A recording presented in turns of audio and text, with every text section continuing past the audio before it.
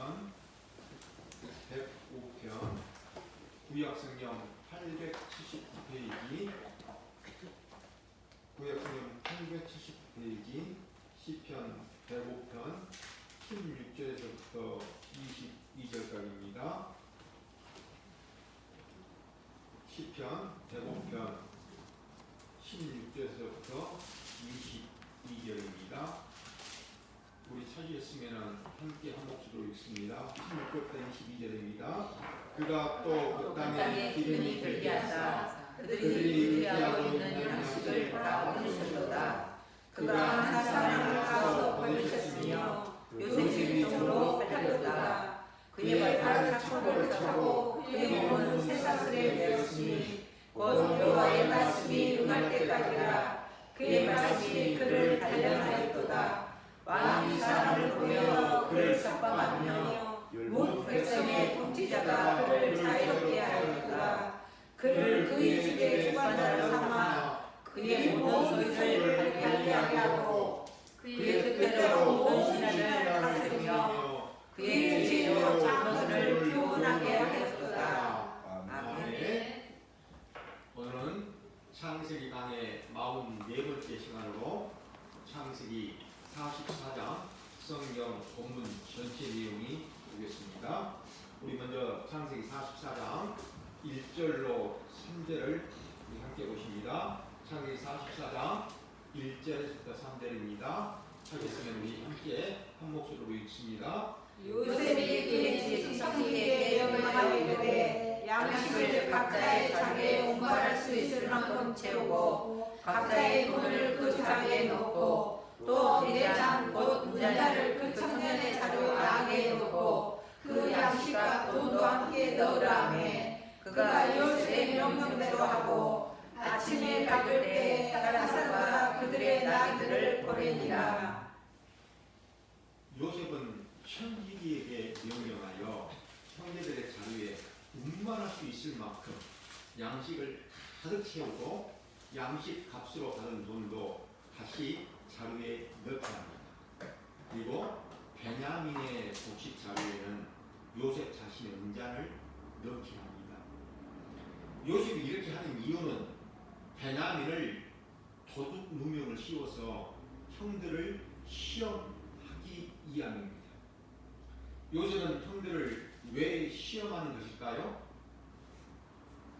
22년 전에 자신을 버린 것처럼 동생 베냐민을 버리고 자신들만 살겠다고 집으로 돌아갈 것인지 아니면 동생 베냐민과 함께 생사를 함께 할 것인지를 시험해 보고자 한 것입니다. 이에 청지기는 요셉의 명령대로 하였고 아침이 밝아오자 형제들은 나귀에게 양식을 싣고 가나안 땅 아버지의 집을 향하여 출발합니다.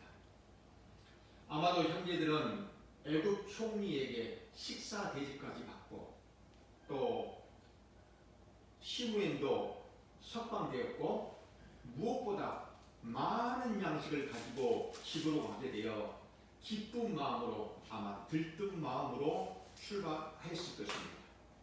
우리 4절부터 6절을 함께 보십니다. 4절에서부터 6절입니다. 함께 읽습니다. 그들이 성에서 나가 멀리 가기 전에 요셉이 청지기에게 이르되 일어나 그 사람들의 뒤를 따라가서 그들에게 이르기를 너희가 어찌하여 선을 악으로 갚느냐. 이것은 내 주인이 가지고 마시며 늘 적치는 데 쓰는 것이 아니냐. 너희가 이것이 아니 악하도다 하니라. 청지기가 그들에게 따라가서 그대로 말하니 형제들이 성읍에서 나가 얼마 가지 않았을 때 요셉은 청지기를 보내서 형제들에게 이렇게 말하라고 합니다. 너희가 어찌하여 선을 악으로 갚느냐. 내 주인의 은잔이 없어졌는데 이 은잔은 내 주인이 늘 마시며 점을 치는 데 사용하는 것이다. 그런데 그 은잔을 훔쳐갔으니 너희의 행위가 악하도다. 청지기는 형제들 따라가서 요셉이 하라는 대로 말을 합니다. 요셉이 실제로 애굽 사람들처럼 은자를 가지고 점을 친 것은 아닙니다. 요셉은 하나님을 믿는 사람입니다. 그럼에도 이렇게 말하는 것은 요셉이 자신의 신분을 애굽 사람인 것처럼 속이기 위함이요, 또한 애굽 사람들이 점을 치는 은잔을 소중하게 여긴 것을 알고 일부러 은잔을 택해 베냐민의 자루 속에 넣었던 것입니다. 이제 우리 7절에서부터 9절을 함께 보십니다. 7절에서부터 9절입니다. 함께 읽습니다. 그들에게 대답하되 내 주여 어찌 이를 말씀하시나이까. 당신의 종들이 이런 일을 결단코 아니하나이다. 우리 자기에 있던 돈도 우리가 가나안 땅에서부터 당신에게로 가져왔거늘 우리가 어찌 당신의 주인의 집에서 온 금을 도둑질하리까. 당신의 종들 중 누구에게 발견되리니 그는 죽을 것이요 우리는 내 주의 종들이 되리라. 형제의 말을 듣고 요셉의 형제들은 그에게 내 주여 어찌 이렇게 말씀하시나이까. 당신의 종들은 이런 일은 결탄코 하지 않습니다. 우리는 지난번에 곡식자루에 들어있는 돈도 당신께 도로 가져와서 드렸거늘 우리가 어찌 당신의 은자를 훔쳐갈 수 있겠습니까?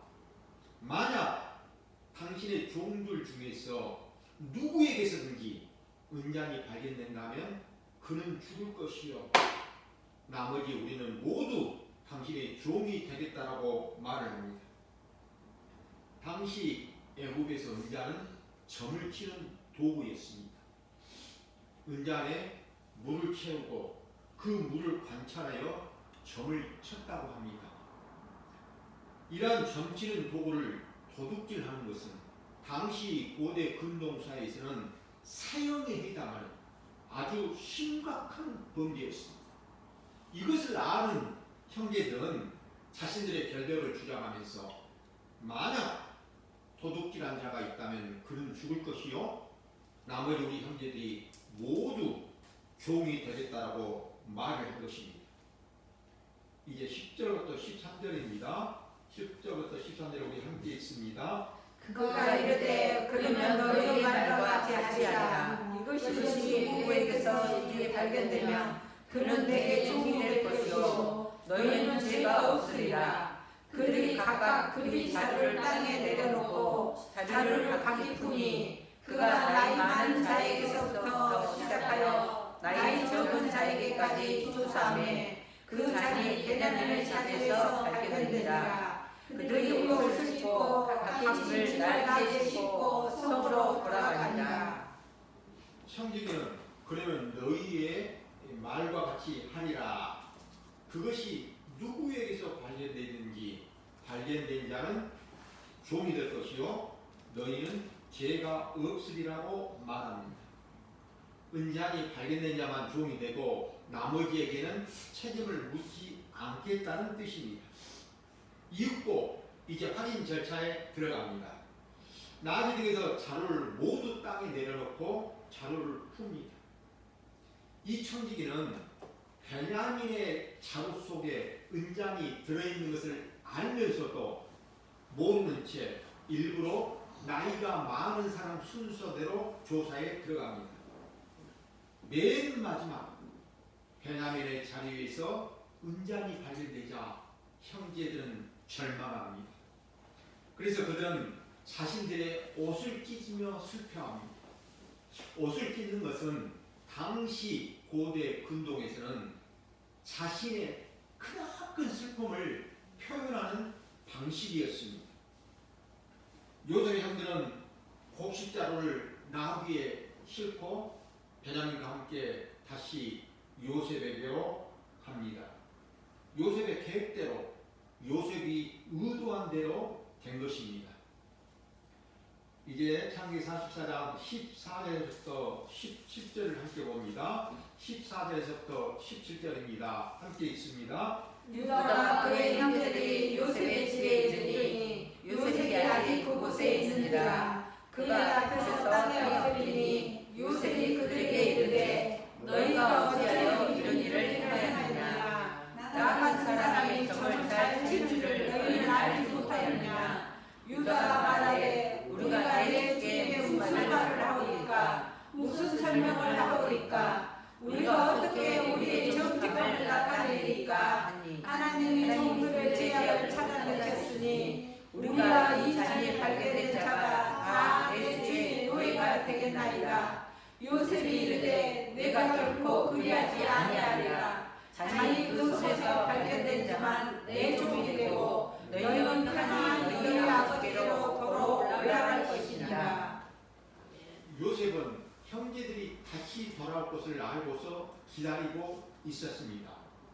왜냐하면 베냐민의 곡식 자료에 은자를 넣도록 지시한 자가 요셉이며 형제들을 뒤쫓도록 청지기를 보낸 자도 요셉이기 때문입니다. 유다의 형제들이 요셉의 집으로 다시 돌아와 요셉 앞에서 땅에 엎드립니다. 요셉은 다시 돌아온 형제들을 시험하고 너희가 어찌하여 이같이 행하였느냐 나 같은 사람이 점을 잘 치는 줄을 너희는 알지 못하느냐며 책망을 합니다. 요셉은 형제들을 속이기 위하여 은장 도난 사건을 마치 자신이 점을 쳐서 알아낸 것처럼 속여 말하고 있는 것입니다. 요셉의 책망에 대하여 유다가 이렇게 말합니다. 16절입니다. 우리 16절만 다시 한번 함께 읽습니다. 16절입니다. 함께 읽습니다. 유다가 말하되 우리가 내 주에 무슨 말을 하오리까 무슨 설명을 하오리까 우리가 어떻게 우리의 정직함을 나타내리까 하나님이 종들의 죄악을 찾아내셨으니 우리가 이 잔을 발견된 자가 다 내 주의 노예가 되겠나이다. 유다는 우리가 무슨 말을 하오리까 무슨 설명을 하오리까 이런 표현은 아무 변명도 할 수 없게 되어버린 상태를 말합니다. 우리의 정직함을 어떻게 나타내리까 유다는 자신들이 정직하다고 말합니다. 은잔을 도둑질한 이 일에 대해서만은 정직하다는 뜻입니다. 그런데 이어서 하나님이 종들의 죄악을 찾아내셨다라고 말합니다. 정직하다고 하면서 하나님이 자신들의 죄악을 찾아내셨다라고 말하는 것은 또 무슨 의미일까요? 유다는 은잔을 도둑질하지는 않았지만 은잔을 훔친 도둑의 누명을 받는 것은 하나님께서 요셉에게 지난날 자신들이 행한 죄악을 찾아내셨다라고 생각을 한 것입니다. 그래서 지금 도둑으로 누명을 받는 이 일이 사람에 의해서 이루어진 일이 아니라 하나님께서 우리의 죄악을 깨닫도록 우리의 죄를 드러내신 것이라고 고백을 합니다. 그렇기 때문에 우리와 은장이 발견된 베냐민이 다 함께 노예가 되겠다라고 말합니다. 모두가 노예가 되겠다는 유다의 말을 듣고 요셉은 내가 그리하지 아니하리라. 잔이 발견된 자만 내 종이 되고 나머지는 평안히 아버지께로 돌아가라고 말하며 유다의 제안을 거절합니다. 요셉은 잔이 발견된 베냐민만 종이 될 것이니 그만 남겨두고 나머지 형제들은 아버지께 평안히 돌아가라고 말합니다. 만약 요셉의 말대로 형제들이 베냐민만 남겨두고 떠난다면 그것은 22년 전에 요셉을 버릴 때와 같이 조금도 달라진 것이 없다는 형제들이 조금도 달라진 게 없다는 증거가 되는 것입니다. 왜 그렇습니까? 베냐민 역시 요셉처럼 아버지 야곱이 편애하는 아들이기 때문입니다. 아버지가 편애하는 요셉을 시기하여 요셉을 버린 형들이 베냐민을 시기하면 베냐민을 버릴 것이기 때문입니다. 이것을 아는 요셉이 베냐민만 남겨두고 나머지 형제들은 평안히 집으로 돌아가라고 말하는 것은 형들을 시험하기 위함입니다. 18절에서부터 우리 24절까지를 함께 봅니다. 18절에서부터 24절입니다. 함께 읽습니다. 유다가 그에게 가까이 가서 이르되 내 주여 원하건대 당신의 종에게 내 주의 귀한 말씀을 알게 하소서. 주의 종에게 노하지 마소서. 주는 바로와 같으심이니이다. 이전에 내 주께 종들에게서 물으시되 너희는 아버지가 있느냐 아우가 있느냐 하시기에 우리가 내 주께 아뢰되 우리에게 아버지가 있으나 누이요 또 누가 무엇이며 어떤 아들 청년이 있으니 그의 영은 죽고 그의 어머니가 남긴 것은 그뿐이므로 그의 아버지가 그를 사랑하나이다 하였더니 주께서 또 종들에게 이르시되 그를 내게로 데리고 내려와서 내가 그를 보게 하라 하시기로 우리가 내 주께 말씀드리기를 그 아이는 우리의 아버지를 떠나지 못할지니 떠나면 그의 아버지가 죽겠나이다. 주께서 또 주의 종에게 말씀하시되 너희 막내 아우가 너희와 함께 내려오게 하면 너희가 다시 내 얼굴을 보지 못하리라 하시기로 우리가 주의 종 우리 아버지에게로 도로 올라가서 내 주의 말씀을 그에게 알렸나이다. 베냐민만 남겨두고 모두 아버지에게로 평안히 돌아가라는 판결을 들은 유다가 요셉에게 그동안의 일들을 자초지정을 설명을 하면서 호소하는 내용입니다. 여기서 이전에라는 것은 가나안 땅에 심한 기근이 들어 양식을 구하려고 첫 번째 애굽을 방문한 때를 말합니다. 그때 총리께서 종들에게 너희 아버지가 있느냐 너희에게 아우가 있느냐라고 물으실 때에 아버지가 계시는데 노인이요 아버지가 노년에 낳은 아들이 둘이 있는데 형은 죽고 막내는 아버지가 사랑하여 집에 함께 있나이다라고 말씀을 드렸습니다. 그때 총리께서 종들에게 다음번에 애굽에 올 때는 반드시 너희 막내 아우를 데리고 오라. 그렇지 않으면 내 얼굴을 보지 못하리라고 말씀하시기로 우리가 그 말씀을 아버지께 그대로 말씀을 드렸습니다. 이제 25절부터 29절입니다.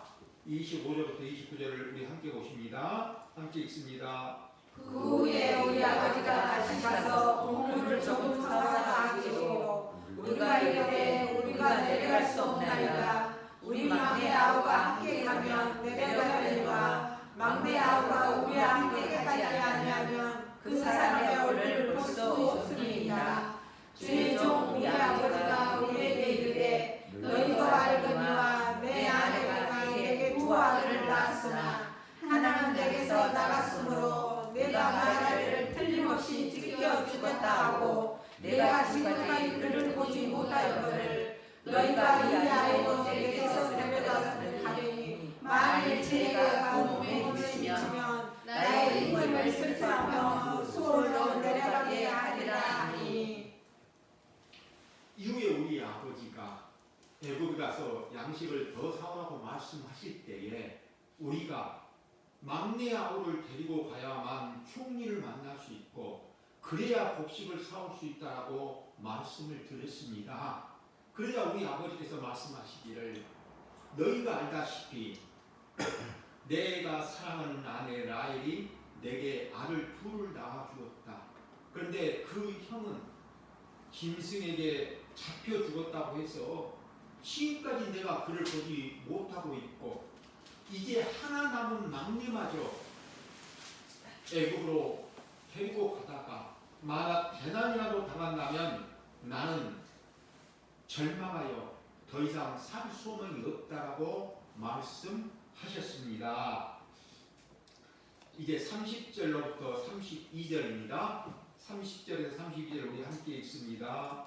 아버지의 생명과 아이의 생명이 서로 하나로 묶어 있거늘 이제 내가 주의 종 우리 아버지에게로 돌아갈 때 아이가 우리와 함께 가지 않으면 아버지가 아이의 옷을 보고 죽으리니 이같이 되면 종들이 주의 종 우리 아버지가 흰머리로 슬퍼하며 수월로 내려가게 함이니이다. 주의 종이 내 아버지에게 아이를 당부하기를 내가 늘 아버지께로 데리고 돌아오지 아니하면 영원히 아버지께 죄짐을 지리라 하였사오니. 유다는 베냐민을 아버지에게 돌려보내야 하는 이유로 두 가지를 설명하면서 호소를 합니다. 첫째, 아버지의 생명과 아이의 생명이 서로 하나로 연결되어 있어서 베냐민이 돌아가지 못한다면 아버지가 죽게 될 것이라고 호소합니다. 그렇게 되면 자신들은 아버지를 죽게 만든 아들들이 되는 것이라고 거듭거듭 호소합니다. 둘째, 유다가 아버지에게 자신을 담보하며 약속을 하였다라고 호소합니다.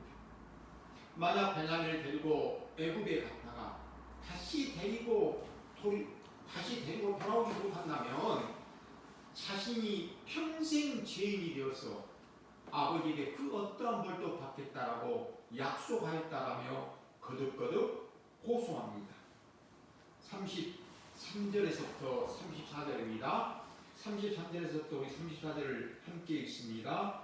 이제 주의 종으로 그 아이를 대신하여 머물러 있어 내 주의 종이 되게 하시고 그 아이는 그의 형제들과 함께 올려 보내소서. 그 아이가 나와 함께 가지 아니하면 내가 어찌 내 아버지에게로 올라갈 수 있으리까. 두렵건대 주의가 내 아버지에게 짐을 버리리까. 유다는 베냐민을 대신하여 자신이 종이 될 뿐이니 베냐민을 다른 형제들과 함께 보내달라고 간청을 합니다.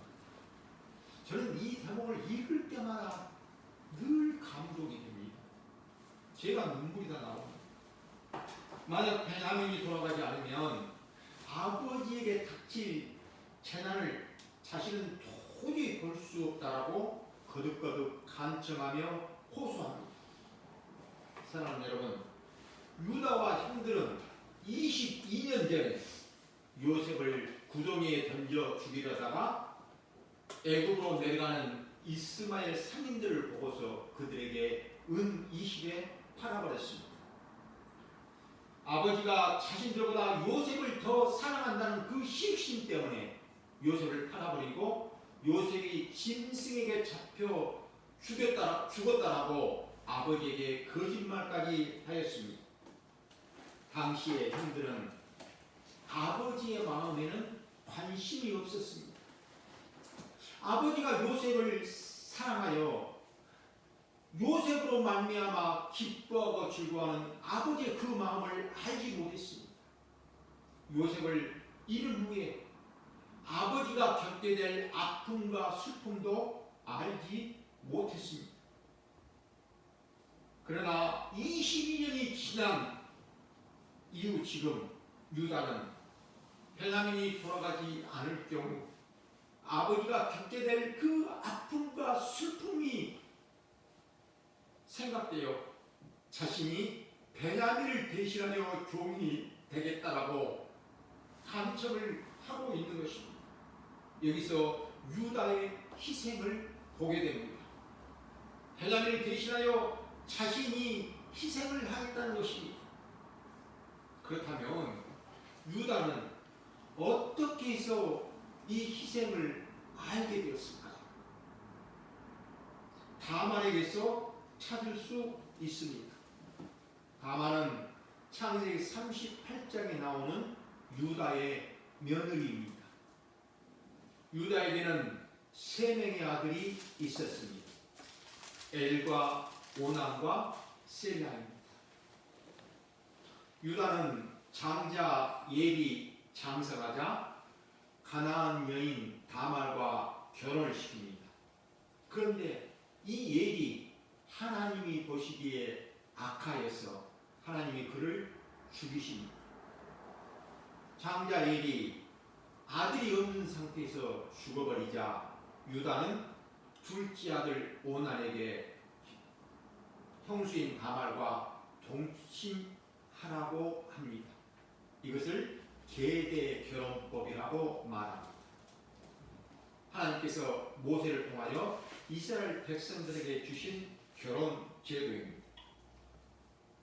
오난이 형수인 다말과 동침하여 아들을 낳으면 그 아들은 자신의 아들이 아니라 형의 아들이 됩니다. 왜냐하면 형의 뒤를 이어주는 것이기 때문입니다. 이것을 오난이 알고 싫어합니다. 그래서 하나님이 오난을 악하다고 하시고 그도 죽이십니다. 오난이 죽었기에 이제 다말과 결혼할 아들은 막내 셀라뿐입니다. 그런데 유다는 다말 때문에 큰아들과 둘째 아들이 죽었다라고 생각을 하고 다말을 친정으로 보내버립니다. 셀라가 아직 어리니 장성하면 주겠다고 말했지만 사실은 주지 않기 위해서였습니다. 세월이 지난 후 유다의 아내가 죽은 후에 다말은 창녀로 변장하여 시아버지 유다와 동침하여 임신을 합니다. 며느리 다말의 임신 소식을 듣고 유다가 다말을 화형시켜 죽이라고 판결합니다. 다말이 다른 남자와 간음을 한 것이라고 생각한 것입니다. 그러자 다말이 화형장으로 끌려가면서 담보물을 보여주며 이렇게 말합니다. 이 도장과 끈과 지팡이의 주인과 동침하여 임신을 하였습니다. 그 담보물을 보니 유다 자신의 것입니다. 이때 유다가 한 말이 무슨 말입니까? 그는 나보다 옳도다. 그는 나보다 옳도다라고 말합니다. 이 말은 다말이 나보다 의롭다는 뜻입니다. 유다는 막내 아들 셀라를 살리겠다고 다말에게 주지 않았습니다. 그러나 다말은 죽은 남편의 가문을 잇겠다고 자신의 죽음조차도 감수한 것입니다. 자신을 희생한 것입니다. 이러한 며느리 다말을 보고서 유다가 희생을 배운 것입니다. 그래서 유다는 베냐민을 데려가지 않을 경우 아버지가 겪을 그 아픔과 슬픔을 생각하여 자신이 베냐민을 대신하여 종이 되겠다라고 희생한 것입니다. 사랑하는 여러분, 이제 말씀을 마치려고 합니다. 이 유다 지파의 후손으로 오신 예수 그리스도도 희생을 하십니다. 누구를 대신한 희생입니까? 바로 저와 여러분을 대신한 희생이었습니다. 아멘. 예수 믿는 자를 대신한 희생이었습니다. 예수 그리스도께서 고난을 받으셨습니다. 어디서 받으셨습니까? 십자가에서 받으셨습니다. 십자가에서 피를 흘리고 죽으셨습니다. 십자가에서 피 흘려 죽으신 그 죽음은 누구를 위한 죽음입니까? 바로 저와 여러분을 위한 죽음입니다. 그러면 예수 그리스도께서 우리를 대신하여 십자가에서 죽으신 그 이유가 무엇 때문입니까? 우리의 죄를 사하여 주시기 위하여 대신 죽으신 것입니다. 우리에게 영원한 하나님의 나라인 새하늘과 새 땅을 기업으로 주시기 위하여 대신 죽으신 것입니다. 예수 그리스도께서 우리를 대신하여 죽으심으로 우리는 하나님과 화목하게 되었습니다. 하나님의 백성이 되었습니다. 우리의 이름이 하나님 나라의 생명책에 기록되었습니다. 이 일을 위하여 누가 희생하신 것입니까? 예수 그리스도께서 희생하신 것입니다. 저는 소원합니다. 오늘 여기 계신 모든 분들이 이 예수 그리스도의 십자가의 희생을 기억하고 감사하며 남은 평생을 살아가게 되시기를 우리 주님의 이름으로 축원드립니다. 아멘. 하나님 아버지, 죄인들이 예수 그리스도의 십자가의 대속으로 말미암아 용서함을 받고 부정한 자들이 새롭게 되었습니다. 그러기에 이제 저희들이 십자가와 거기에 달려 죽으신 예수 그리스도를 자랑하고자 합니다. 그분으로 말미암아 더욱 기뻐하고자 합니다. 이 크신 복을 주신 성삼위 하나님을 찬양합니다. 예수 그리스도의 이름으로 기도드리옵나이다. 아멘. 아멘.